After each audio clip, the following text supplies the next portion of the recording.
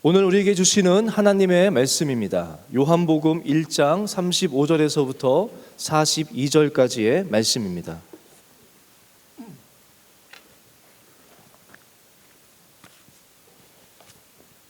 요한복음 1장 35절에서부터 42절까지의 말씀입니다. 제가 한 절, 여러분이 한 절 교독하시고 마지막 42절 말씀은 함께 합독하도록 하겠습니다. 또 이튿날 요한이 자기 제자 중 두 사람과 함께 섰다가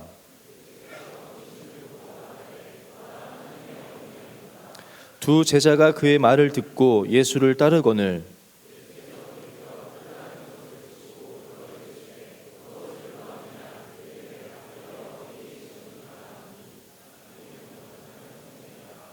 예수께서 이르시되 와서 보라. 그러므로 그들이 가서 계신 데를 보고 그날 함께 거하니 때가 10시쯤 되었더라.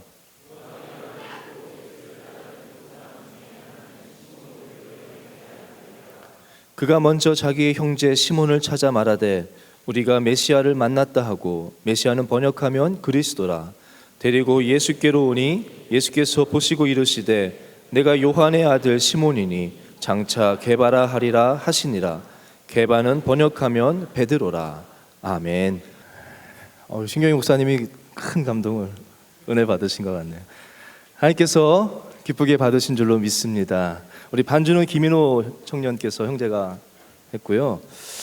토브 사운드가 여러 가지 일들을 하는데 그 가운데 하나는 여러분들에게 사연을 가져가면은 그 사연을 가지고 곡을 만들어주고 그 곡을 일들이 이제 불러서 영상도 만들어주고 뭐 이런 일들도 합니다. 관심 있는 분들은 또 연락해서 하시면 좋을 것 같습니다.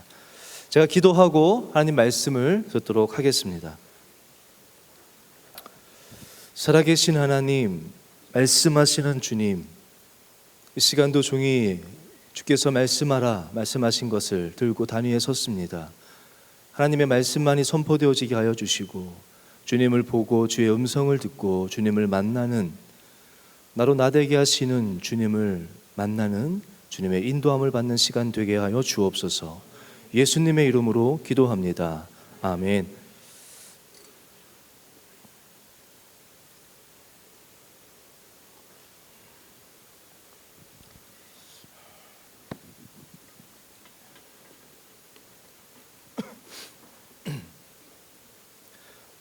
오랜만에 단에 서니까 떨리네요. 우리가 스토리라는 주제를 가지고 이제 비전 집회를 이렇게 쭉 이제 이어가고 있습니다. 가지고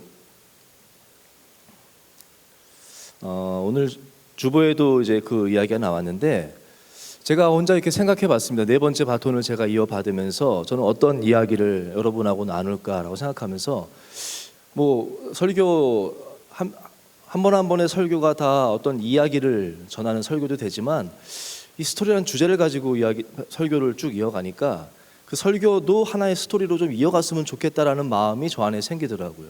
여러분은 혹시 그런 거 해보셨는지 모르겠어요. 저는 예전에 학원에서 영작 배울 때 이렇게 쭉 서가지고는 쭉 돌아서 앉아서 영어 장문 소설을 쓰는 걸 해봤습니다. 한 사람이 뭐 Once upon a time there was 이렇게 하면 거기까지 끝내면 그 다음 사람은 또 이어서 그냥 막 소설을 자기 마음대로 이어가는 거예요. 이해가 되십니까? 옛날에 뭐 누가 살았습니다. 그러면 그 다음 사람이 그런데 그 사람들은 부자였습니다. 그러나 그 사람들은 가난했습니다. 말도 안 되게 어쨌든 막 이어가면서 소설을 막 쓰면서 영어를 이렇게 장문을 가르치는 수업이 있었거든요. 그래서 제 나름대로 한번 앞에까지 세 가지 이야기에다가 제 이야기를 덧붙여서 소설을 써봤어요. 담임 목사님 허락을 받은 게 아니어서 조심스럽긴 한데, 담임 목사님 첫 번째 말씀 전해주셨던 스토리가 뭐였죠? 기드온의 이야기라고 했습니다. 그래서 기드온의 이야기를 전해주시면서 기드온은 그 이야기 가운데 우리 하나님은 기드온의 그 상황을 아시고 또 그 기드온의 연약함을 아시는 우리 주님이시다. 그런 나와 함께 하시면서 또 나를 향한 꿈이 있으시고 계획이 있으시고 그런 나를 인도하시는 그 하나님에 대해서, 그 하나님의 음성에 귀를 기울이고 하나님께 집중하라는 그런 말씀을, 스토리를 전해주셨고요. 그 다음 주는 삭개오의 이야기, 사귐의 이야기라고 하지 않았습니까?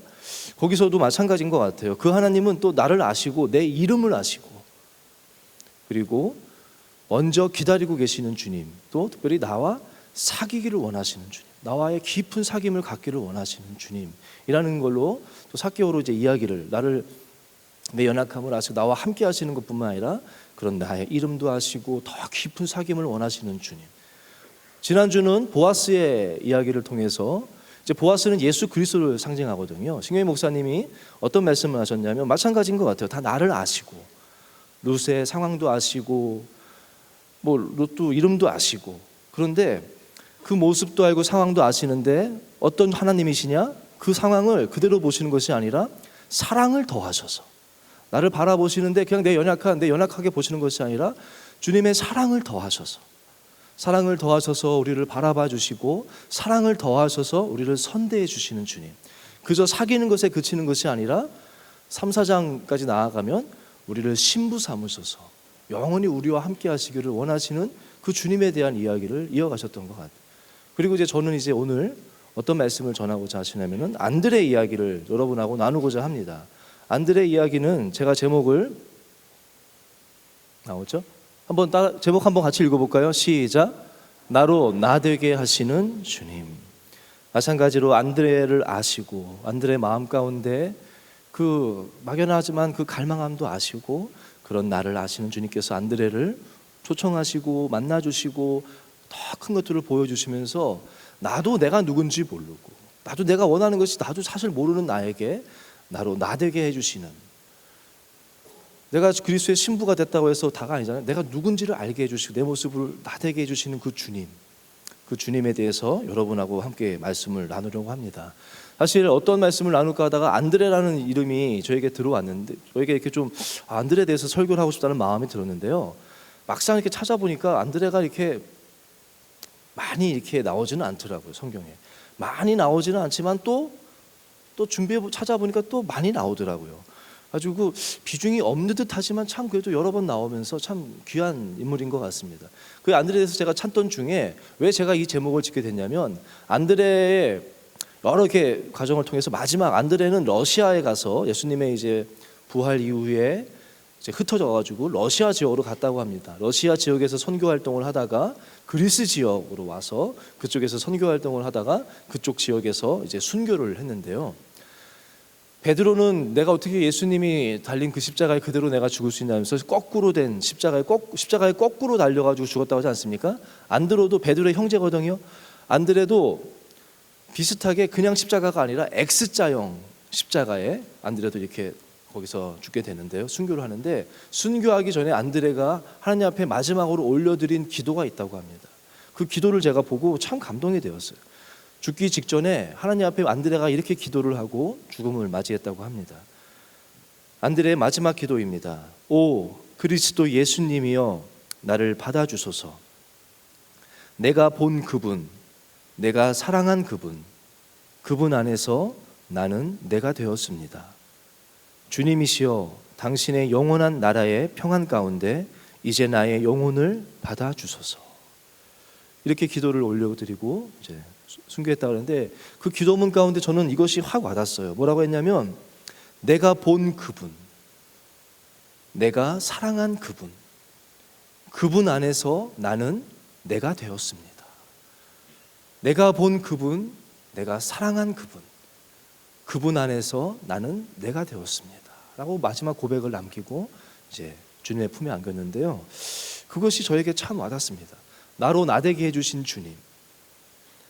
저희 청년부는 LT 때 이제 성경 공부를 이제 출애굽기를 하는데 큰 주제가, 그 중에 하나가 모세를 모세되게 하신 하나님, 또 이스라엘로 이스라엘 되게 하시는 그 하나님에 대해서 배우고 있거든요. 모세를 모세되게 하신 하나님, 또 야곱을 야곱되게, 야곱을 이스라엘이죠. 야곱의 이름 제대로, 야곱은 자기가 누군지 몰랐습니다. 내가 누군지 몰랐는데 야곱은 그 하나님과의 여러 만남과 씨름과 응을 통해서 내가 이스라엘인 것을, 나를 향한 하나님의 계획이 무엇인 것을 알고 내가 야곱을 이스라엘 되게 하신 그 하나님의 이야기, 여러 성경은 이야기가 있지 않습니까? 그 소질이 많은데 저는 안드레가 이렇게 고백했다고 하니까 주님 안에서 내가 되었습니다 라는 그 안드레 이야기를 좀 이제 성경 말씀을 통해서 거꾸로 한번 찾아가 봤습니다. 안드레의 삶이 어떠했길래 안드레의 그 스토리가 뭐였기 때문에 안드레는 마지막에 주님 앞에서 주님 안에서 당신 안에서 나는 내가 되었습니다라고 고백할 수 있었을까라고 제가 한번 말씀을 묵상해 봤는데요. 그래서 세 가지 주제를 가지고 한번 스토리를 이어가려고 합니다. 첫 번째는 내가 본 그분, 안드레가 고백했던 내가 본 그분이 도대체 어떤 분인지, 왜 그런 고백을 했는지를 한번 여러분하고 나눠보고 싶은데요. 안드레가 내가 보았다고 하거든요. 주님을 보았다고 하거든요. 안드레가 예수님을 처음 본 거는 언제인 것 같습니까? 안드레는 세례 요한의 제자였습니다. 나오지는 않지만 추측하건대 예수님께서 세례 요한에게 나오셔서 세례를 받으실 때 안드레는 아마 처음 보았을 겁니다. 세례 요한의 대화를 들었으니까 이분이 그 메시아인가라는 걸 들었을 겁니다. 그리고 그때 처음 봤고요. 두 번째 본 거는 오늘 본문 시작은 또 이튿날이라고 나오는데요. 그 앞에 패러그래프 보면 이튿날로 시작합니다. 그러니까 세례 요한이 이렇게 어떤 일들이 있고 나서 그 이튿날 뭐라고 얘기를 하면 제자들과 지나다니다가 예수님을 또 보게 됩니다. 그리고는 세례 요한이 자기의 제자들에게 이야기하는 겁니다. 보라, 하나님의 어린 양이라고. 그러면서 내가 그렇게 말했던 오시리가 있다고 했던 그분이 이분이시다라고 세례 요한이 자기 제자들한테 예수님을 가리키면서 보라고 얘기를 합니다. 그리고 안드레는 그때 보았습니다. 두 번 봤죠. 그리고 나서 오늘 본문입니다. 세 번째입니다. 세례 요한이 그 다음날 또 봅니다, 예수님을. 그리고 또 이야기합니다. 35절, 36절 제가 읽겠습니다. 또 이튿날 요한이 자기 제자 중 두 사람과 함께 섰다가 예수께서 거니심을 보고 말하되 보라, 하나님의 어린 양이로다. 37절입니다. 두 제자가 그의 말을 듣고 예수를 따르거늘. 이제 세 번째 안드레는 예수님을 봅니다. 세례 요한이 또 한 번 보라고 예수님의 그 하나님의 어린 양이라고 메시아라고 구원자라고 얘기할 때 안드레가 보게 되고요. 세 번째에 비로소 안드레는 예수님을 따라가게 되고요. 그 안드레에게 오늘 읽은 말씀처럼 예수님 뭐라고 하냐면요, 예수님의 첫 번째 질문입니다. 예수님이 이 땅에서 예수님의 첫 번째 제자가 안드레거든요. 오늘 본문 아시겠죠? 안드레와 두 제자를 했으니까 안드레와 요한입니다. 세례 요한 말고 예수님의 제자 요한, 이 두 사람이거든요. 그들에게 예수님이 처음 하셨던 질문이 뭐였냐면 무엇을 구하느냐. 따라해 볼까요? 무엇을 구하느냐.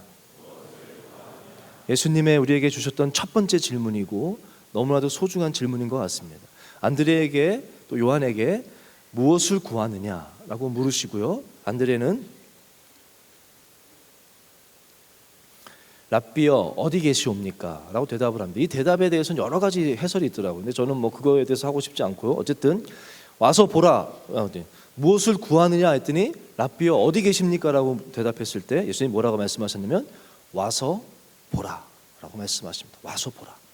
그리고 나서 안드레는 예수님을 따라갑니다. 그리고 예수님과 한참의 대화를 나눕니다. 한참 동안의 대화를 나누고 나서 그리고 나서 안드레가 베드로에게 즉시 달려갔다고 나와요.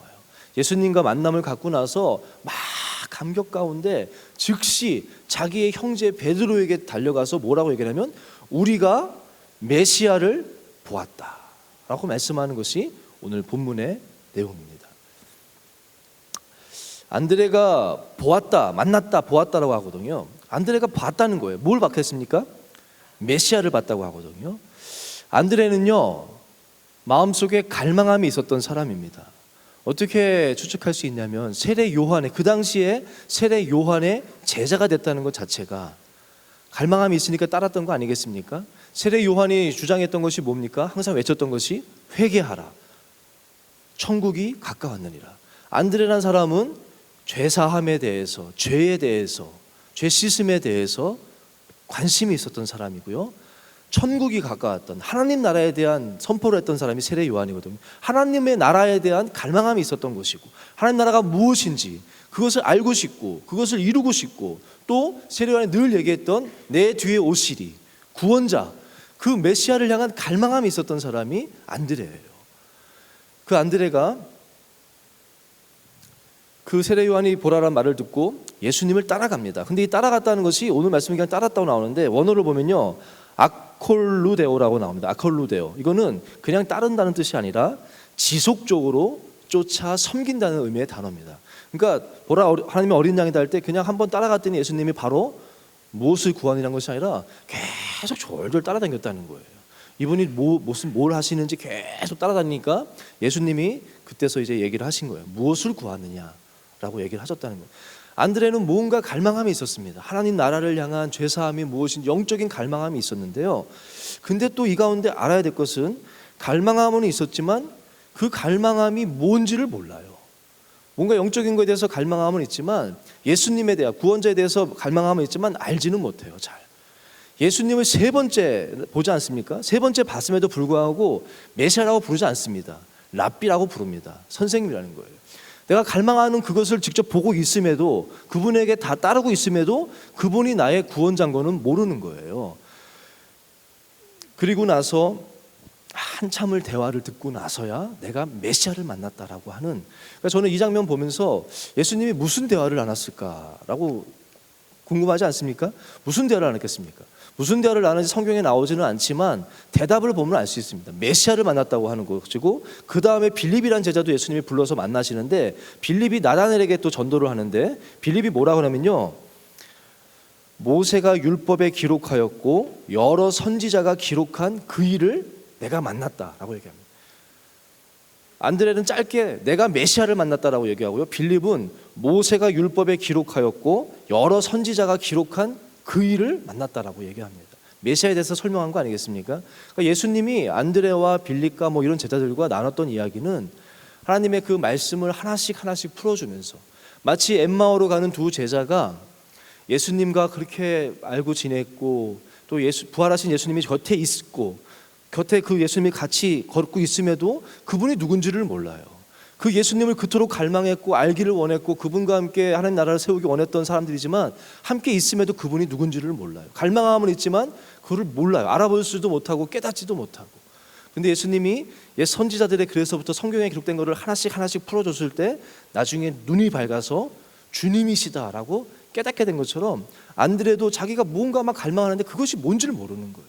그리고 주님께서는 오라 하시고 하나씩 그것을 풀어주실 때 안드레의 눈이 밝아져서 내가 그토록 원했던 그 메시아 구원자가 어떤 분이신지 그것을 보게 되었다는 것입니다. 그리고 그 주님은요, 저는 참 좋은 것이 내가 누군지도 모르고 뭐 어떻게 해야 될지도 몰랐던 그 안드레에게 주님이 메시아이심을 깨닫게 해주시고 보여주신 것뿐만 아니라 그 뒤에 보면요, 뭐라고 하면 막 이제 빌립과 나다나엘, 사실 안드레에게 하신 말씀은 아니지만 같은 시기에 하신 말씀이기 때문에 무슨 말씀을 하셨냐면요, 막 두 사람이 나다나엘이 막 놀래니까 예수님이 그것 가지고 놀래냐? 내가 메시아인 거 너희가 깨달은 것 가지고 놀랬느냐? 너희가 더 큰 일을 보게 되리라 라고 말씀. 저는 이 말씀이 참 은혜가 돼요. 그리고 안드레에게는 또 뭐라고 말씀하셨냐? 그 다음에 베드로와 함께 있을 때 베드로를 또 부르시면서 이제 깊은 곳에 그물을 내리라 하시면서 베드로 부른 장면이 있지 않습니까? 부르시면서 내가 너희를 사람을 낚는 어부가 되게 하리라 라고 하나님의 계획하심을 그들에게 이야기해 주십니다. 저는 여러분에게 이 은혜가 있기를 바랍니다. 여러분들은 지금 영적인 갈망함이 있어서 이 자리에 나오지 않았습니까? 영적인 갈망함도 있고, 그렇게 설교 시간에 목사님들이 얘기하는, 또 주변의 사람들이 보는 뭐 나의 예수님 막 하는 거 보면 나도 그 예수님에 대한 궁금함이 있고, 나도 내 비전이 뭐고 내가 누군지도 알고 싶고, 내가 무엇을 해야 될지, 나를 향한 하나님의 뜻은 무엇인지, 하나님은 도대체 어떤 분이신지 알고 싶은 마음은 있지만 잘 모르겠고 그저 그냥 지식으로는 알지만 그 주님이 나의 주인이시라는 것이 무엇인지 잘 깨닫지는 못하겠고, 어떻게 해야 하나님 나라를 세우는 건지 알지도 못하겠고, 나를 향한 계획이 뭔지도 모르는 그런 분들이 혹시 있지 않습니까? 저는 오늘 이 시간에 주님께서 여러분에게 와서 보라 라는 그 말씀이 여러분 마음 가운데 들리기를 바라고, 와서 보라는 말씀은 오라 그러면 알게 될 것이라는 의미거든요. 여러분이 주님의 그 음성에 따라서 그 주님께 나아감으로 우리 주님이 어떠한 분이신지를, 예수 그리스도가 나에게 어떤 분이신지를 깨닫게 되고 나를 향한 더 큰 일을 보여주시는 그 주님을 따르는 삶이 되기를 바라고, 여러분들을 향한 하나님의 계획을 알아가는 그런 삶이 되기를 간절히 원합니다. 두 번째는요, 안드레가 뭐라고 고백을 하냐면 내가 사랑한 그분이라고 이야기합니다. 안드레가 예수님을 사랑했다는 거예요. 안드레는 예수님을 사랑했다는 거예요. 근데 안드레가 성경에 5번 나옵니다. 정확히 안드레의 이야기가 5번 나오고요. 이름은 조금 더 나오는데 그냥 뭐 12제자의 이름 나올 때 뭐 베드로와 안드레와 이렇게 나오는 거고, 정확히 안드레의 어떤 내용이 나오는 것은 5번이고요. 우리가 대체적으로 아는 것은 4번 정도입니다. 5번째는 그렇게 막 안드레의 어떤 이야기는 아니고 그냥 4명 중에 1명으로 나오는 거니까요. 4가지 이야기를 보면요, 첫 번째 시간 순으로 배열하자면 오늘 본문의 말씀이 안드레가 이야기가 나오는 첫 번째 말씀입니다. 안드레가 주님을 만나고 메시아를 보게 되고 깨닫게 되고 베드로를 전도합니다. 그리고 베드로가 이제 시큰둥하는데 베드로를 어쨌든 예수님께 데려갔을 때 예수님이 베드로에게 첫 말씀이 뭐였냐면요, 너 이름을 시몬, 원래 그전에 시몬이었거든요. 시몬이라 하지 않고 너 이름을 베드로라 하리라, 반석으로 하고 하면서 예수님께서 이름을 바꿔주십니다. 이름을 바꿔주시고 나서, 근데 베드로는 그때는 예수님을 믿지는 않습니다. 따르지는 않습니다. 그리고 나서 두 번째 또 안드레의 이야기가 나오는 것은 아까 말씀드린 것처럼 둘이 이제 고기를 잡고 있을 때 예수님이 다시 오셔서 베드로를 제자 삼아 주실 때 그때 또 안드레가 함께 있다가 나오게 됩니다. 그 다음에 이야기는 오병이어 사건 아시죠? 오병이어 때 예수님께서 너희가 먹을 걸 주라 했을 때 제자들이 막 우리가 어떻게 주냐 그러고 빌립은 막 계산해서 안 된다고 할 때 예수님께서 너희에게 있는 것이 무엇이냐 할 때 한 아이의 오병이어를 가져오지 않습니까? 그 아이를 데리고 온 사람이 누구냐? 안드레가 바로 그 아이를 데려온 사람이 안드레입니다. 그 이야기가 나오고요. 그 다음에는 이제 예수님이 요한복음 12장에 보면은 이제 유대의 명절이 돼서 예루살렘에 입성하시고 나서 여러 사람들이 오는데 헬라인들이 찾아옵니다. 헬라인들이 예수님을 만나고 싶어서 찾아오는데 이 사람들이 먼저는 누구에게 가냐면 빌립에게 갑니다. 그리고 빌립에게 예수님을 만나게 해달라고 하니까 빌립은 주저합니다. 이 사람들을 만나게 하는 것이 옳은 건지 옳은 것인지 아닌 건지를. 그래서 빌립은 자기가 그 사람들을 데려가지 않고 이 사람들을 또 안드레에게 데려갑니다. 그러니까 안드레는 이 사람들을 예수님께 데리고 또 나아가게 돼요. 그러니까 안드레는 항상 어떤 사람들을 예수님께 이렇게 인도해주는, 베드로를 주님께로 연결해주고 오병이어 가진 그 아이를 주님께로 연결시켜주고 또 헬라인들을, 주님 만나고 싶어하는 헬라인들을 주님께로 연결해주는 그런 역할을 했던 것이 참 안드레의 삶이에요. 그리고 뭐 다음 거는 그 다음 이야기는 사실 뭐 이제 마지막 이제 성전 앞에서 예수님이 뭐 성전을 사흘 만에 무너뜨리고, 아니, 성전이 무너질 것이다, 사흘 만에 내가 다시 일으킬 것이라는 말씀을 했을 때 막 사람들이 그게 언제냐 막 얘기하고 나서 그 일이 있고 나서 그때 베드로와 안드레와 야고보와 요한 요 4명의 이름이 나와요. 보통은 베드로와 야고보와 요한 3명만 딱 나오거든요. 예수님이 항상 곁에 뒀던 사람이 요 3명인데 요한복음 마가복음 14장에 딱 한 번 요 3명 안에 안드레가 또 포함이 돼서 4명이 있습니다. 4명이 차분하게 예수님께 그때가 언제입니까? 그때 그 징조가 언제입니까? 했더니 예수님이 종말의 때에 대해서, 예수님이 죽으시고 나서 부활하시고 그 이후에 있을 예루살렘 성이 무너지는 그 종말의 때에 대해서 안드레에게 얘기해 주시는 장면이 나옵니다. 이렇게 안드레는 총 5번이 나오는데요. 이것이 안드레의 삶인데요. 하나씩 살펴보면은 그냥 쉽게 생각하면 베드로를 인도했고 뭐 이것일 수 있지만 하나씩 생각해 보면 그 안에 안드레가 이것이 그저 쉬운 일은 아니었겠다는 생각이 듭니다. 왜냐하면 베드로를 인도해 왔는데 안드레가 주님 처음 만났을 때는 안드레에게는 아무것도 없었거든요. 근데 베드로는 주님을 그때 믿지도 않습니다. 주님을 따르지도 않는데 불구하고 베드로에게는 그렇게 축복해 주시는 거예요. 너가 시몬이 아니라 장차 반석이 될 것이다라고 이름을 바꿔주는, 베드로를 확 축복해 주시는, 자기는 막 믿고 따르는 사람인데 아무 말씀도 없고 베드로 데리고 왔는데 축복해 주시는 내용이에요. 그리고 나서 어떻게 됩니까? 그 베드로가 수제자가 되죠. 사실 서열로 따지면 제일 먼저 제자가 된 건 자기잖아요. 자기가 인도했는데 인도해준 베드로가 수제자가 되고, 자기와 함께 있었던 요한인데 요한의 형제 야고보는 수제자는 아니더라도 예수님이 애제자 그 베드로 다음으로 항상 같이 데리고 다녔던 3명 안에 요한과 베드로와 야고보가 들어가는 거예요. 자기는 거기 들어가지지가 않는 거예요. 좀 인간적인 마음이 들 수도 있지 않겠습니까? 저도 예전에 한번 중학교 때인데요, 전도를 잘 못했었는데 한 명 전도를 했어요. 저희 반의 반장을. 저희 반 반장회를 우리 교회 좋다고 해서 전도를 했는데 괜히 했다는 생각이 들었어요. 그 전까지 제 이미지가, 저가 그래도 인기가 좀 괜찮았는데 얘가 원체 인물도 좋고 공부도 잘하고 막 이것도 잘하고 너무 좋고, 얘가 갑자기 우리 부서에서 인기가 쫙 올라가고 나는 그냥 이렇게 되는 거예요. 아주 괜히 전도했다 뭐 이런 마음도 들었는데, 그 친구 역시 지금 목사님이 되셨어요. 목사님이 되셔가지고 담임 목사님 설교 가운데 종종 나오는 목사님 가운데 한 분이고요. 또 대학교 때도 보면 갑자기 김한을이라는 사람이 와가지고, 뭐 어디서 듣도 보도 못한 사람이 와가지고는 막 얼마나 말도 좋고, 그때는 살도 빠져서 인물도 얼마나 좋았는지 몰라요. 운동도 잘하지. 막 인기다. 그러니까 시기가, 사람이 그런 거 아니겠습니까? 나는 그래도 텃밭을 중고등학교 때 임원도 한다고 잘, 그래서 제가 빠졌을지도 몰라요. 그 내 사랑의 길로 아니 그건 아닌데요. 어쨌든 뭐 이렇게 뭐 내가 데려온 애인데 얘가 막 부서에서 뭐 다시 임원단하고 막 얘가 더 뜨고, 나는 그냥 별별 이런 사람 되고, 어디서 보도 못한 애가 와가지고는 확 임원단하고 나는 그냥 이렇게 따라다니고, 시기가 저는 시기가 나더라고요. 근데 안드레는 그런 기록이 없어요. 그 이후에도 안드레는 그냥 겸손히 주님을 섬기고, 또 오병이어의 사건도 다른 데서는 그냥 제자들이 오병이어를 갖고 왔다고 나오거든요. 근데 요한복음에만 그게 안드레라고 나오는데, 가만히 생각해 보면 예수님이 너에게 뭐가 있냐라고 얘기했을 때 그 오병이어 진짜 아무것도 아닌 거 아니겠습니까? 그거를 주님께 가져가는 게 쉽지는 않을 거예요. 여러분도 회사에서 위에 분이, 저도 담임 목사님이 뭐 이번에 뭐 좀 주수감사절 때 뭐 좀 하면 좋겠냐, 뭐 대단한 거 뭐가 없을까 했는데, 진짜 말도 안 돼, 얼토당토하는 뭐 하나가 있어요.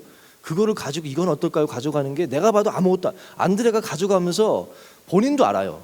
여기 물고기 5마리와 오병이어, 물고기 2마리와 5개 보리떡이 있습니다를 가져가면서 자기도 뭐라 하면, 그런데 이게 뭐가 되겠습니까? 라고 자기가 스스로 말할 정도로 이게 진짜 얼토당토 않다는, 저 5,000명을 먹이겠다고 예수님께서 너희 중에 뭐가 있냐라고 찾아오라고 하는데, 그거를 가져가는 자기 스스로도 이게 뭐가 될까라고 얼토당토 않다는 것을 자기도 알아요.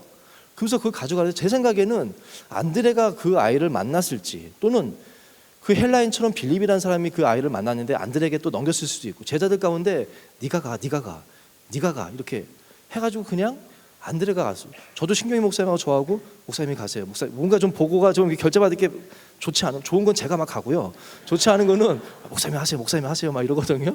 안드레도 그렇게 등 떠밀려서 그렇게 가지는 않았을까? 그게 뭐 대단한 보고가 아닐까요? 그런 마음, 그런 안드레. 헬라인을 소개할 때도 마찬가지거든요. 빌립에게 왔는데 빌립은 이게 지금 해도 될까 싶어서 안 합니다. 근데 안드레는 주저함 없이 그분을 인도하는 거예요. 이런 것들을 보면서 대체적으로 제가 안드레에 대한 글을 보니까 안드레에 대해서 뭐라고 표현하냐면요, 아름다운 인격자 안드레라고 표현을 하더라고요. 참 인격자다.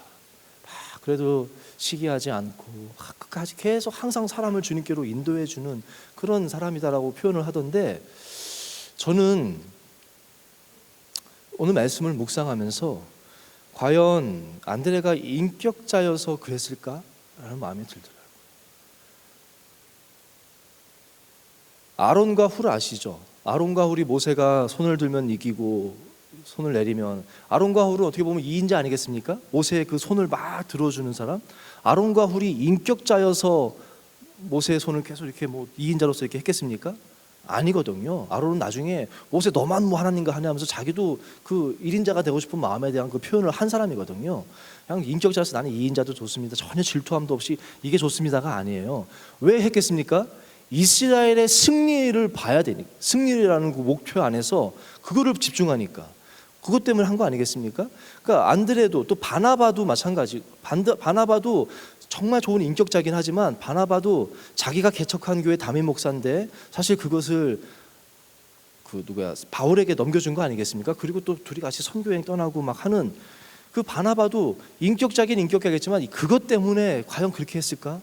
저는 안드레가 고백하기를 내가 사랑한 주님이라고 얘기하는데, 주님을 사랑했던 안드레가 했던 일들이 이거라면 이 일들의 이야기들이 안드레의 사랑의 표현, 사랑의 동기에서 나온 것이 아닐까라는 마음이 들어요. 무슨 말씀입니까? 안드레는 주님을 사랑하기 때문에. 야고보와 요한 다른 제자들은 예루살렘에 갈 때 묻습니다. 주님께서 왕이 되시면 우리를 나는 우편에, 내 동생은 좌편에 앉혀달라고. 그 사람들은 주님과 함께 따라다니면서 하나님 나라에 대해서 함께 꿈을 꾸고 하나님 나라를 세우는 것을 했지만 그들의 관심은 하나님 나라에서 내가 어디에 앉느냐가 그들의 관심이었어요.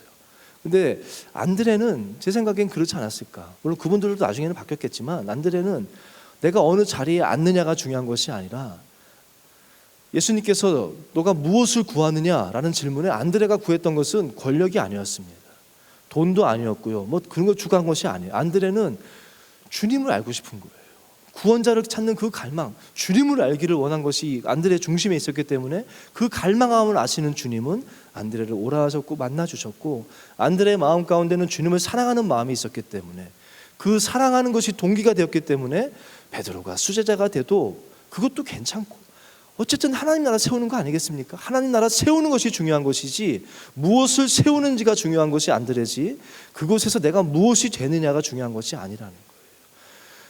내가 욕을 먹어도 좋고 어떨지 모르지만 주님 말씀에 순종하는 것이 중요한 것이고, 와서 보라라고 말씀하실 때 자기가 가서 주님을 만났을 때 또 계속 보면서 주님께 나아가는 자마다, 문제를 가지고 나아가는 자마다 해결함을 받는 모습을 보면서 이것은 아무것도 아니지만 나는 주님을 사랑하니까 주님께 순종하며 갖고 오랬으니까 가져갈 때 그 마음도 주님을 사랑하는 마음이었을 거고, 안드레의 마음은, 안드레의 이런 행동들은 주님을 사랑하기 때문에 한 것이 아니었을까라는 생각이 들어요. 안드레가 집중했던 것은, 안드레가 구했던 것은, 안드레의 마음 가운데 갈망함은 주님을 향한 갈망함이었고 하나님 나라를 향한 갈망함이었기 때문에 그렇게 살지는 않았을까라는 마음이 듭니다.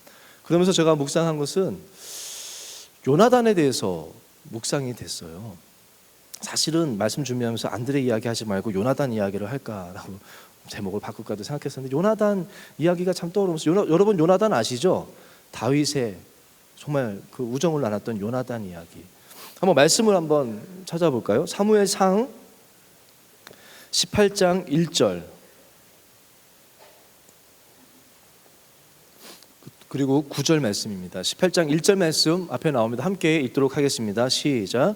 다윗이 사울에게 말하기를 마침에 요나단의 마음이 다윗의 마음과 하나가 되어 요나단이 그를 자기 생명같이 사랑하니라. 9절 말씀입니다. 9절 시작. 아직 안 나는 성경책 안 나오나요? 자막은? 그럼 9절 있으신 분들 함께 읽겠습니다. 시작. 그날 후로 사울이 다윗을 주목하였더라. 아멘. 18장의 말씀에는 이제 요나단의 이야기가 나오고 사울의 이야기가 나오는데요, 요나단은 사울 왕의 아들입니다. 사울을 이어서 왕이 될 사람입니다.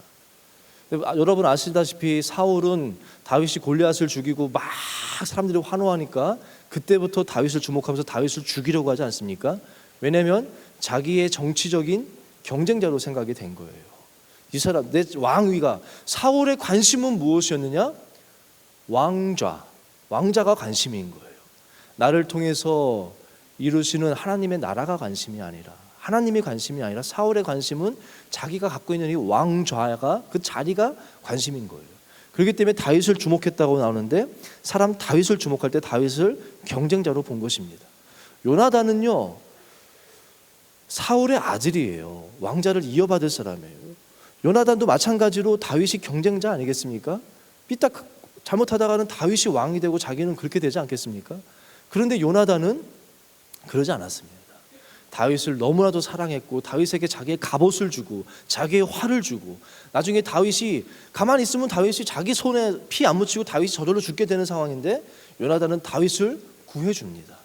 구해주고 함께 언약을 맺으면서 평생 우리 우정을 함께 하자고 했던 사람이 요나단이거든요. 요나단은 어떻게 다윗에게 그렇게 할 수 있었겠습니까? 쉽지 않거든요. 요나단도 그 이야기 다 들었거든요. 알거든요. 다윗이 하나님께서 택한 자이다, 이런 말을 사울이 또 아버지가 직접 얘기하거든요. 이 어리석은 놈아, 너가 걔 때문에 자리를 뺏긴다는 얘기를 하거든요. 그런데 요나단은 인격자니까 인격이 좋아서 그것을 그렇게 했을 것 같습니까? 인격이 좋으니까 나는 왕도 좋고 이인자도 좋고 그냥 당신 친구로 있어도 좋고 죽어도 좋습니다 하고 다윗에게 그렇게 했겠습니까? 요나단이 인격자라서 그렇게 한 것이 아니에요. 요나단은 하나님을 사랑하는 자였기 때문에 다윗에게 내가 왕자에 관심 있는 사람이 아니라 하나님께 관심 있는 사람이에요. 하나님이 이루고자 하시는 하나님 나라에 관심 있는 것인데 그것이 하나님이 다윗을 통해서 하시는 것을 알았을 때 괜찮은 거예요. 속은 쓰리겠죠. 아프겠죠. 괜찮다는 것이 아무렇지 않다는 것이 아닙니다. 아프겠죠. 사람이 어떻게 질투가 안 나겠습니까? 질투도 나고 시기도 나겠지만 내가 진짜 구하는 것은 너가 무엇을 구하느냐? 하나님이 요나단에게도 질문하셨을 것 같아요. 너가 무엇을 구하느냐 했을 때 요나단은 내가 하나님을 사랑합니다. 하나님 나라가 이루기를 원합니다. 요나단 그거 아니겠습니까? 18장 1절 말씀 다시 한번 같이 읽어보겠습니다. 시작.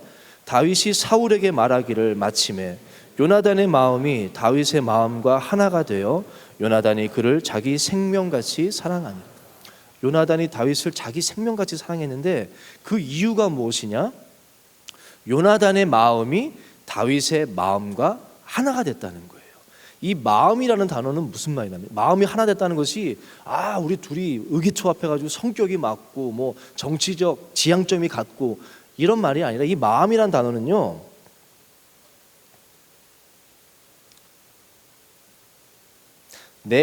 네펫이라는 단어입니다.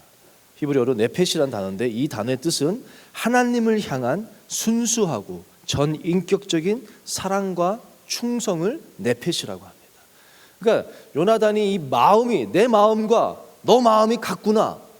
이거는 요나단이 하나님을 향한 그 사랑과 전인격적인 모든 것을 드리고 싶은 사랑과 그 충성하는 마음이 자기에게도 있는데 다윗을 보면서도 그것을 똑같은 마음이 있는 것을 본 거예요. 그리고 그 마음이 하나가 되었을 때 요나단은 다윗을 주목한 것이 아니라 다윗의 하나님을 같이 바라본 거예요. 어떻게 알 수 있습니까? 제가 성경을 보니까요 사무엘상 14장에 요나단의 이야기가 나와요. 블레셋이 막 공격했을 때 숫자가 막 밀려서 쩔쩔 그 비슷합니다. 다윗의 이야기랑 쩔쩔 매고 있을 때 요나단이 뭐라고 하냐면요 자기의 종 한 명, 종 한 명이랑 자기랑 둘이서 그 종에게 뭐라고 하냐면 우리가 이 할례 받지 않는 자들에게 건너가자. 여호와의 구원은 사람이 많고 적음에 달리지 아니하였나니. 뭔가 좀 비슷한 느낌 들지 않습니까? 막 블레셋의 엄청난 군대 앞에서 사울왕의 군대가 어쩔 줄 몰라 하고 있을 때 요나단이 그것을 보면서 막 분노가 일어나서 자기 종에게 얘기하는 거예요. 우리가 저 할례 받지 않는 저들에게 가자. 구원은 숫자 있는 것이 아니라 하나님께 있다. 사무엘상 17장에 다윗이 골리앗 앞에서 한 말하고 비슷합니다. 다윗이 뭐라고 선포합니까? 이 할례 받지 않는 블레셋 사람이 누구이기에 살아계신 하나님의 군대를 모욕하냐. 그리고 다윗은 나가는 거예요. 요나단이 이 다윗의 모습 가운데 자기의 그 모습과 똑같은 거 보지 않았겠습니까? 할례 받지 아니한 하나님을 모른다 하는 저 짐승같이 여긴 할례 받지 않은 그들을 보면서 그들 앞에서 쩔쩔매는 이스라엘 군대를 보면서 하나님의 그 마음을 갖고 내가 내 몸 바쳐서 하나님의 이름으로 가겠습니다라고 했던 그 요나단의 그 마음과 다윗의 마음이 같았다는 거예요. 요나단이 소중하게 여겼던 것은 집중했던 것은 요나단이 구했던 것은 그것이었기 때문에 다윗이 왕이 돼도 좋고 나는 그저 다윗과 우정을 나누면서 함께 하나님 나라를 세워가는 것이 요나단의 관심이었다는 거예요.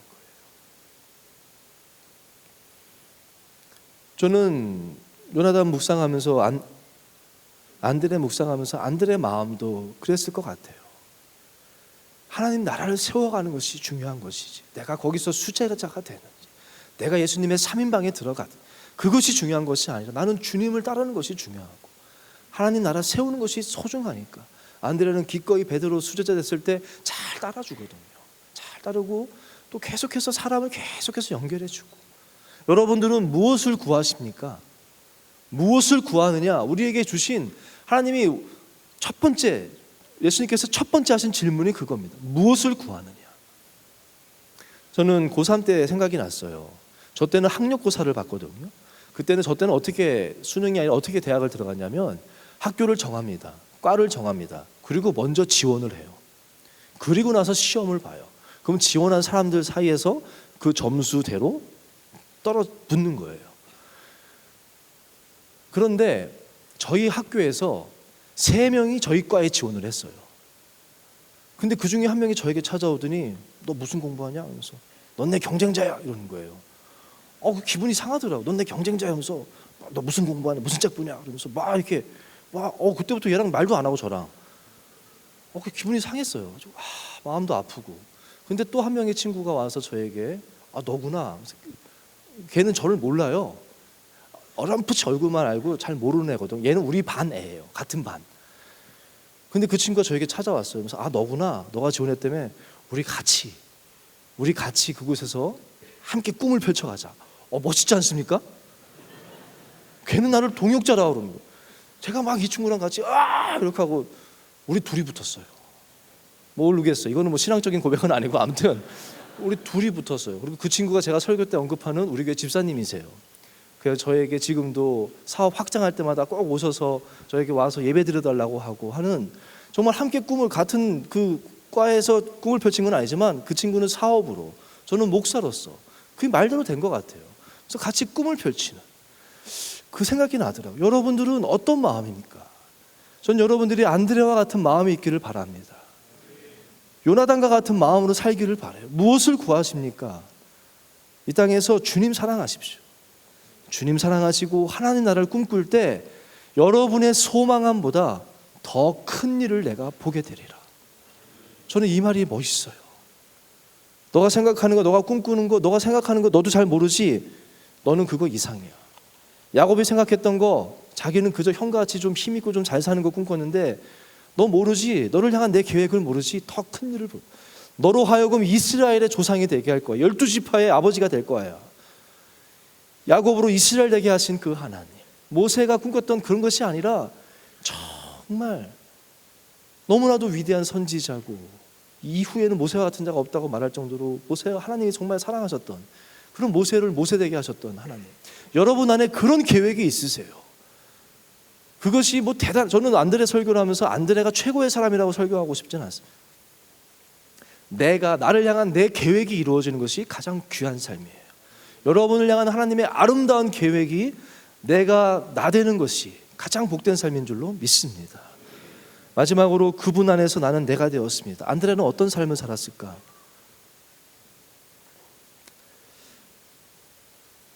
안드레는 말한 대로 갈망을 했었으며, 그렇지만 보이지 않고 뭔지도 모르고 어떻게 해야 될지도, 내가 무엇을 할지도 몰랐던 자지만 주님은 그 안드레를 와서 봐라, 만나주셨고 깨닫게 해주셨고 더 큰 일들을 보여주셨고 함께하면서 안드레는 그 주님을 사랑하면서 나아갔을 때 그가 했던 일들이요, 안드레 묵상하니까 참 귀하더라고요. 안드레는 3,000명 전도한 적이 없어요. 베드로는 한번 설교하면 3,000명씩 전도했거든요. 안드레는 3,000명 전도한 것들이 거의 나오지 않습니다. 그런데 안드레는 3,000명을 전도한 베드로를 전도한 사람이에요. 귀하지 않습니까? 안드레에게는 5,000명을 먹일 만한 지식도 없었고 돈도 없었어요. 아무 생각 없이 그냥 주님 사랑하는 마음에 주님 말씀에 순종하고 싶어서 그냥 이게 뭐가 되겠습니까? 라고 하면서 아무것도 아닌 거 가져갔지만 안드레를 통해서 주님은 5,000명을 먹이시는 그 큰 일에 안드레를 도구로 사용하신 거예요. 헬라인들을 인도하지 않습니까? 안드레는 뭔지도 모르고 인도했는데 그것이 그 뒤에 말씀을 보면요, 헬라인을 인도하니까 예수님이 뭐라고 말씀하시냐면요, 대답하여 이르시더라고 해요. 헬라인들이 주님을 뵙기를 원합니다 하니까 대답하여 이르시되 그들을 오라 하라 뭐 이러든지 그래야 되는데 뭐라고 말씀하시냐면요, 인자가 영광을 얻을 때가 됐도다. 그러면서 영광이라는 것이 한 알의 밀알이 땅에 떨어져 죽지 아니하면 한 알 그대로 있고 죽으면 많은 열매를 맺는다 하면서 십자가 죽음을 이야기하십니다. 우리 주님은요 항상 때에 민감하신 분이에요. 때를 기다렸던 분이에요. 가나 혼인잔치 때도 기적을 베풀어달라고 했을 때 주님은 내 때가 아직 안 됐습니다. 주님은 항상 때를 분별하려고 때를 기다렸던 분이거든요. 그리고 나서 세례 요한이 죽었을 때, 목이 잘려서 죽었을 때 비로소 뭐라고 하냐면 비로소 이때부터 예수님이 말씀하셨던 때는 사실은 세례 요한이 사라지고 그때부터 예수님의 본격적인 공생애가 시작되거든요. 항상 예수님은 언제나 때에 민감하셨는데 안드레는 이 사람이 오는 것이 하나님의 그 뜻을 이룬 그 소중한 때인 줄은 몰랐어요. 그렇지만 그저 그냥 데려갔더니 예수님께 하나님의 그 때를 알려주는 귀한 역할을 한 것이 또 안드레의 그것이었더라고요. 안드레의 삶은 그저 그냥 하나님 나라를 위해서 했더니 하나님은 그것들을 너무나도 소중하게 사용하셨어요. 그리고 저는 안드레의 이야기가 마지막 나오는데요, 이름은 안 나옵니다. 저는 말씀 묵상하다 안드레에 대해서 묵상하다가 참 은혜 받은 것이 요한계시록 말씀입니다. 요한계시록 21장 14절 말씀입니다. 자막 준비됐나요? 함께 읽겠습니다. 시작. 그 성의 성곽에는 12 기초석이 있고 그 위에는 어린 양의 12 사도의 12 이름이 있더라. 아멘. 요한이 이제 이건 새 하늘과 새 땅, 새 예루살렘, 마지막 때, 정말로 마지막 종말의 때, 예수님께서 안드레에게 종말의 때에 대해서 말씀하지 않았습니까? 그거는 사실은 예루살렘 무너지는 그 때를 말씀한 것도 있지만 또 그 종말의 때라는 것은 이 때를 말씀하시는 거거든요. 그 성은 무너지고 이 땅에서 예루살렘은 이제 없어지고 정말 새 예루살렘, 하나님이 말씀하신 주님이 다시 재림하셔서 세울 정말 새 하늘과 새 땅, 새 예루살렘을 세우실 터인데, 안드레는 그 종말의 때에 대한 말씀을 듣고 늘 종말을 바라보면서 기억하면서 살지 않았겠습니까?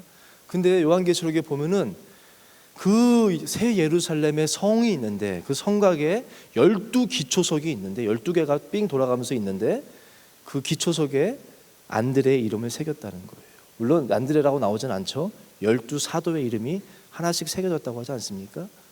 12 사도 가운데 한 명이 안드레 아니겠어요? 여러분 한번 생각해 보십시오. 하나님께서 베드로를 더 칭찬해 주셨을까요? 안드레를 더 칭찬해 주셨을까요? 하나님께서 다윗을 더 칭찬해 주셨을까요? 요나단을 더 칭찬해 주셨을까요? 다윗, 요나단, 둘 다. 저는 둘 다 똑같이, 달란트 비유 보면 알지 않습니까? 5달란트나 2달란트나 1달란트나 그게 그 말씀하고자 하는 것은 많이 받은 것이 아니에요. 똑같이 1.1획도 다르지 않고 똑같이 칭찬하십니다. 잘하였도다 착하고 충성된 종아, 내가 작은 일에 충성하였으니 더 큰 일을 맡기겠다. 5달란트가 큰 일이라는 것이 아니에요. 똑같이 하나님 보시기에는 12 기초석도 그 이름 위에 그 교회를 베드로의 이름 위에 세우지 않았습니까? 베드로의 이름 위에 세웠다는 것은 그 베드로 위에 세운다는 것이 아니에요. 베드로의 그 이름 위에 세운다는 것은 베드로의 그 신앙 고백 위에 교회를 세우겠다는 말씀이거든요. 베드로의 신앙 고백이 뭡니까? 주는 그리스도시요 살아계신 하나님의 아들이시니이다. 이 고백을 하는 사람들이 모임이 교회자잖아요.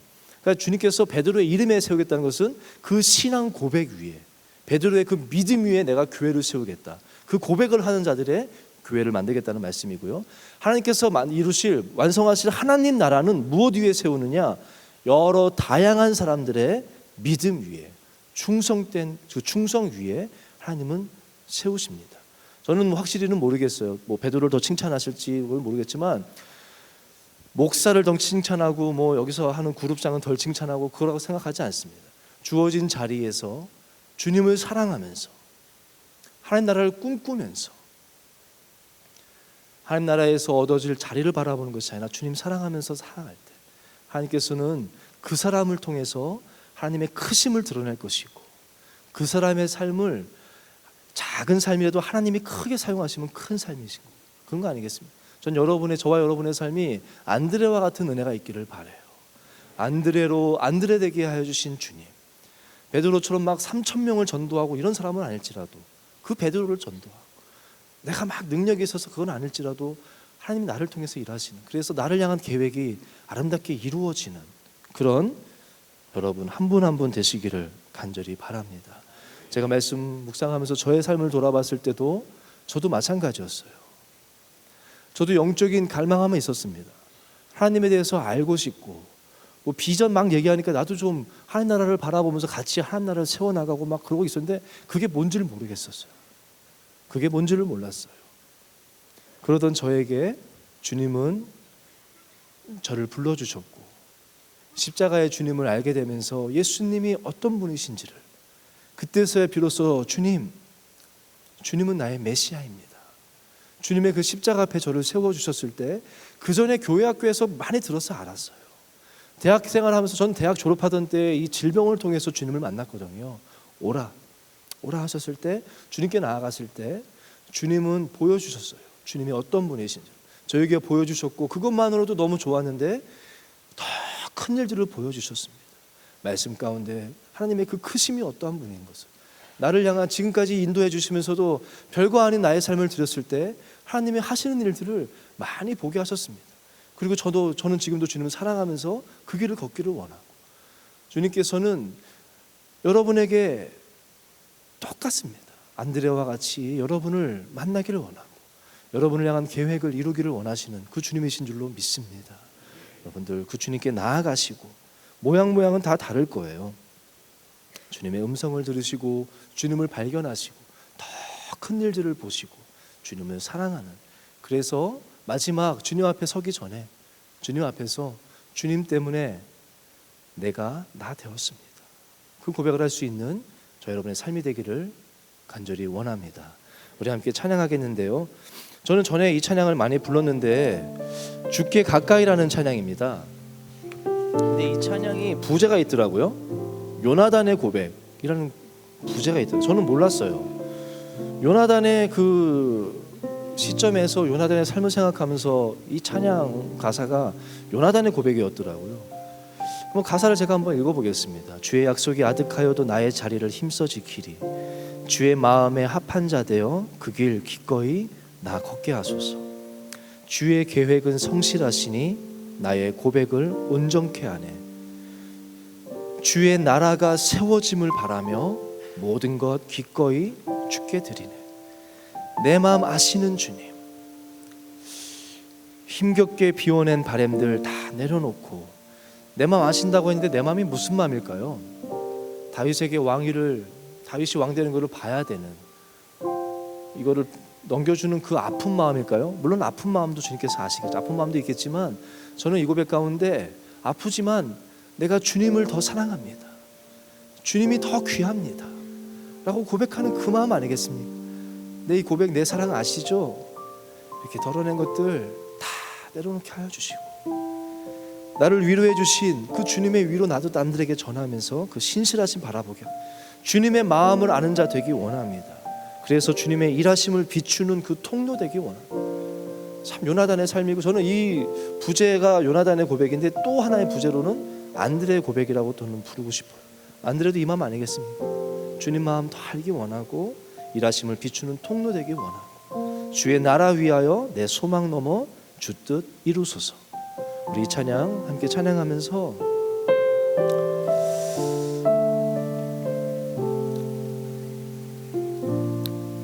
나도 주님 알기 원합니다. 나도 주님 바라보면서 주님 사랑하면서 내 소망 넘어 더 큰 일을 이루시는 그 주님을 따르는 삶을 살기를 원하고, 하나님 나라 세워짐을 바라며 거기서 내가 무엇이 될 것인가가 아니라 내가 무엇을 세울 것인가를 바라보며 그렇게 살아가는 사람. 그래서 인생 훗날에 주님께서 세우시는 그 하나님 나라에 하나의 기초석이 되어서 주님 나라 함께 세워나가는 삶이 되게 해주세요. 저는 마음으로 함께 찬양하고 기도했으면 좋겠습니다. 주의 약속이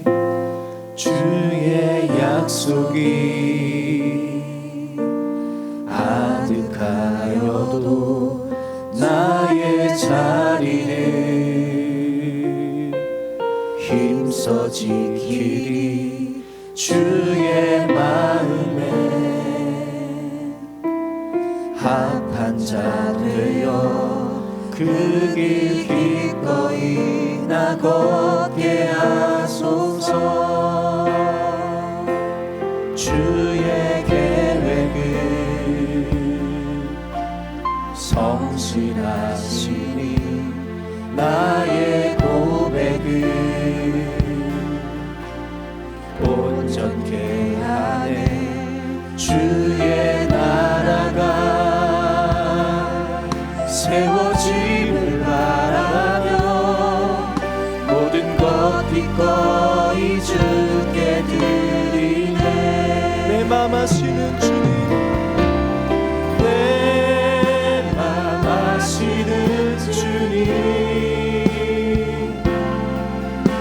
힘겹게 지워낸 바램을 다 내려놓고 주의 위로 전하며 그 진실하신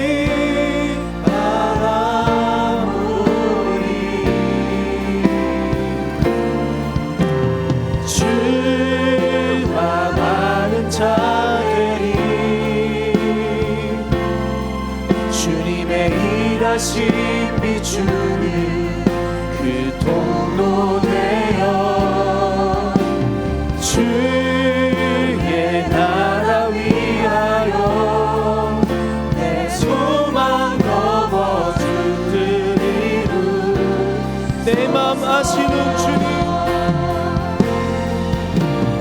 내 맘 아시는 주님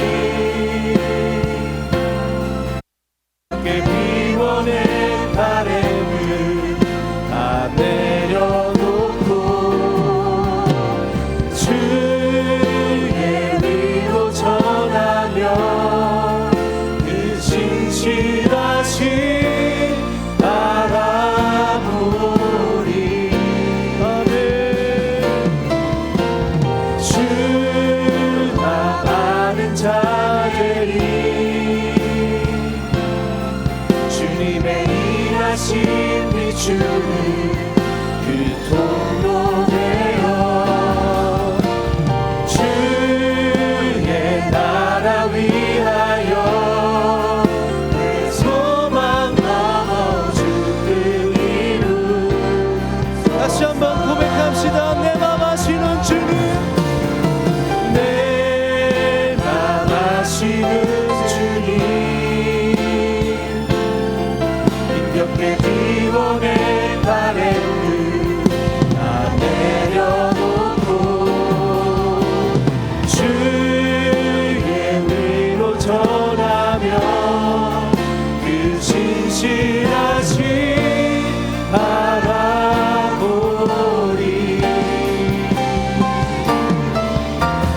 주가 많은 자들이 일하심 비추는 그 통로 되어 주의 나라 위하여 내 소망 넘어주길 이루소서. 이 시간 함께 기도하실 때 먼저 아직까지 내가 머리로 아는 예수님이 나의 메시아 되시고 나도 영적인 소망함은 있지만 영적인 세계가 뭔지 모르겠고 정말 예수님이 나에게 어떤 분이신지를 내가 모르겠고 내가 어떻게 살아야 하고 나를 향한 주님의 계획이 무엇인지 그저 그냥 막연한 갈망함만 있으면 주님, 내가 주님 알기 원합니다. 안드레는 그 갈망함이 있어서 세례 요한을 계속 쫓았고요. 또 세례 요한이 전하였던 그 주님을 계속 쫓았습니다. 여러분, 주님께 나아가십시오. 계속 쫓으십시오. 구하고 원하고 바라고 주님께 나아갈 때 알게 될 것입니다. 왜냐하면 주님께서 원하시거든요. 주님께서 더 원하십니다. 주님이 여러분을 얼마나 사랑하시는지, 주님의 마음이 무엇인지를 다 여러분에게 보여주기 원하고 알려주기 원하십니다. 주님, 내게 말씀하여 주옵소서. 나로 안드레가 바라본 그 주님을 나도 보게 하여 주옵소서. 그리고 안드레를 사람 낚는 어부 만들어 주신 더 큰 일들을 보여주신 주님, 나로 내 소망 넘어 내 생각 넘어 내 생각보다 더 크신 하나님을 보게 하시고 그 일들 가운데 주님을 따르는 자 되게 하여 주시옵소서. 주님, 나를 만나 주시고 나를 위로해 주신 주님, 나도 이제 주님의 마음을 헤아리는 자가 되기를 원합니다. 안드레와 같이 주님을 사랑하는 자가 되기를 원합니다. 요나단과 같이 나의 집중음이, 나의 관심이 오직 하나님을 향하기 원하고 주님의 나라를 향하기를 원합니다. 그래서 하나님 나라를 세워나가는 그런 삶이 되기를 원합니다. 나를 사용하여 주시고 나로 나되게 하여 주시옵소서. 우리 주님의 이름을 세 번 부르니까 함께 기도하며 나가겠습니다. 주여 주여 주여. 주님, 내가 주님 앞에 무엇입니까? 주님, 내가 주님 앞에 무엇입니까? 주여.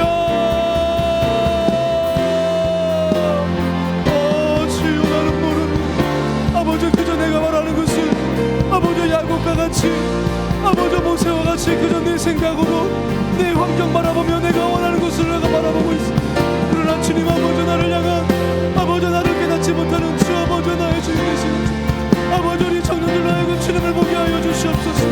야곱과 실험하여 주셨던 그 주님, 야곱을 야곱 강가에서 그 뼈를 치시고 야곱을 향한 주님의 계획을 알게 해주셨던 주님, 야곱으로 하여금 이스라엘 되게 해주신 주님, 아버지여 만나주시고 오늘 이 시간에 아버지 이들을 만나주시고 아버지여 깨닫게 하여 주시고 보게 하여 주시고 아버지여 주님을 따르는 자 되게 하여 주시옵소서. 아버지여 주님을 사랑하는 자 되게 하여 주옵소서. 무엇을 구하느냐, 내가 무엇을 구하느냐, 그 질문 앞에 서게 하여 주시옵소서. 아버지, 우리가 무엇을 구합니까? 아버지, 내가 무엇을 구하고 있습니까? 아버지, 내가 무엇을 구하고 있습니까? 아버지, 안드레와 같이 내가 주님을 알기 원합니다. 내가 하나님 나라를 알기를 원합니다. 내가 죄사함 받기를 원합니다. 내가 주님 나라 세우기를 원합니다. 하나님 나라를 아버지여 붙잡아 주시고 사용하여 주시고 아버지여 세상의 것에 마음 빼앗기지 않고 아버지 하늘 보좌에 주 아버지 좌우편 자리에 가심 있는 것이 아니라 아버지 하나님 나라 바라보는 자가 되게 하여 주옵소서. 주님을 바라보는 자가 되게 하여 주시옵소서. 내 마음을 아시는 주님, 아버지 나를 위로하시고 나를 사용해 주시는 주, 나도 주님의 마음을 헤아리는 자가 되기를 원합니다. 주님의 마음을 알아가는 자가 되기를 원합니다. 주여 나를 받아주시옵소서. 나를 사용하여 주시옵소서. 나로 나되게 하여 주신 주님, 모든 것이 하나님의 은혜입니다. 아버지, 나 같은 자 아버지 사랑하셔서 불러주시고 나 같은 자를 주 아버지여 주의 자로 삼아주시고 아버지 어렵다 칭하시고 주의 친구 삼아주시고 주님의 친구 삼아주시고 아버지 하나님의 영광을 보게 해주신 주님, 더 큰 일들을 바라보기를 원합니다. 아버지여 도와주시옵소서. 주님의 신실함을 바라보게 하여 주시옵소서. 주님의 신실함을 바라보게 하여 주시옵소서. 아버지 옆에 있는 자들을 경쟁자로 바라보지 않게 하여 주시고 아버지 옆에 있는 사람들이 세상 사람들이 잘되는 것을 바라보며 시기와 질투에 아버지 머무르는 자 되지 않게 하여 주옵소서. 하나님 나라를 함께 세워나가는, 하나님 나라를 함께 꿈을 펼쳐나가는 동력자들로 바라보게 하시고 우리 모두가 함께 동력하여서 하나님 나라를 세워나가는 일성제 예배되게 하여 주시옵소서. 하나님 나라를 함께 세워나가는 주 아버지 저희들 되게 하여 주시옵소서. 주여 내 맘 아시는, 내 맘 아시는 주님, 힘겹게 비워낸 바래들 다 내려놓고 주의 위로 전하며 그 신실하신 바라보리. 주만 아는 자들이 주님의 일하신 비추는 그 통로 되어 주의 나라 위하여 내 소망 넘어 주들 이루. 내 맘 아시는 주님, 내 맘 아시는 주님, 힘겹게 지원해 바랬는 다 내려놓고 주의 위로 전하며 그 신실하신 바라보리. 주만 아는 자들이, 주만 아는 자들이 주님의 일하신 비추는 그 통로 되어 주의 나라 위하여 내 소망 넘어 주들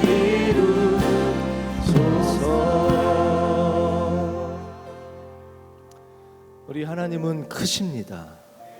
너무 크셔서 그 어떤 누구도 하나님의 그 크심을 온전하게 드러낼 수 있는 사람은 없습니다. 그래서 하나님은 나 같은 사람도 다양한 우리 한 명 한 명을 통하셔서 하나님의 영광을 드러내십니다. 하나님을 나타내십니다. 저는 뉴성 제2공동체가 제 친구가 저에게 말했던 것처럼 함께 하나님 나라를 꿈꾸며 나아가는 그런 동역자들 되기를 원합니다. 우리 예배를 위해서, 우리 청년대학부를 위해서, 또 우리 교회를 위해서 기도하기 원하고, 제가 청년부 대학부 하다 보면 참 귀한 지체들이 있습니다. 여러 가지 고민도 있고 질문도 있지만 저에게 다가오지 못하는, 주저하는 사람들이 있는데 그 친구들을 저에게 이렇게 데려와 주는 사람들이 있어요. 목사님, 내가 목사님께 하고 싶은 말이 있대요. 내가 많이 힘들어요. 안드레는 모든 문제를 주님께 가져갔고 또 모든 문제 있는 사람을 주님께로 데려갔습니다. 전 저와 여러분들 그런 자가 되기를 바랍니다. 여러분들의 문제도 주님께 가져가시고, 또 문제가 있는 친구들, 그들을 위해서 기도로 주님께 그들의 기도 제목을 가져가 주시고, 또 그들을, 여러분 주변에 영적인 갈망함은 있지만 방황하고 있는 사람들이 있다면 그분들도 주님께 인도하는, 주님께 연결시키는 자가 되기를 원합니다. 우리 함께 기도할 때 하나님, 안드레와 같이 주님께로 연결시켜주는, 모든 문제를 주님께로 가져가고 또 모든 문제 있는 자들을 위해서 기도하고 그들을 주님께로 인도해주는 삶을 살게 해 주옵소서. 우리 뉴송 제2예배 공동체가 주님 나라를 세워가는 한 명 한 명 다양한 기초석이 되게 하여 주옵소서. 우리 함께 교회를 위해서 함께 또 기도하도록 하겠습니다. 오 주 하나님 아버지, 이곳에 있는 이들을 축복합니다. 하나님께서 다양한 사람들을, 여러 가지 모습의 사람들 아버지께서 우리에게 보내셨습니다. 우리로 하나 되게 하셨습니다. 이 안에서 우리가 서로 중보하며 서로 하나 되어서 하나님 나라를 꿈꾸며 나아가는 아버지 우리 공동체 되게 하여 주시옵소서. 아버지여, 우리의 모든 문제를 주님께로 가져가고, 아버지여, 여러 가지 문제가 있는 사람들을 주님께로 인도하고 그들의 기도 제목을 위하여 아버지 기도하며 중보하며 나가는 공동체 되게 하여 주시고, 우리 안에 하나님의 영광을 드러내는 크신 하나님을 드러내는 우리 뉴성 제이 되게 하여 주시고, 우리 청년대학부 되게 하여 주시고, 우리들의 삶이 되게 하여 주시옵소서. 이 안에 안드레와 같은 자들이 많이 일어나기를 원합니다. 주님께로 인도하는 자들 되게 도와주시고 주님께로 연결시켜주는 자가 되기를 원합니다. 우리를 사용하여 주시고 우리 가운데 하나님의 크심을 나타내어 주시는 은혜를 주님 허락하여 주시옵소서. 이후로도 우리 가운데 노력하여 주시고 아버지를 축복하여 주시옵소서.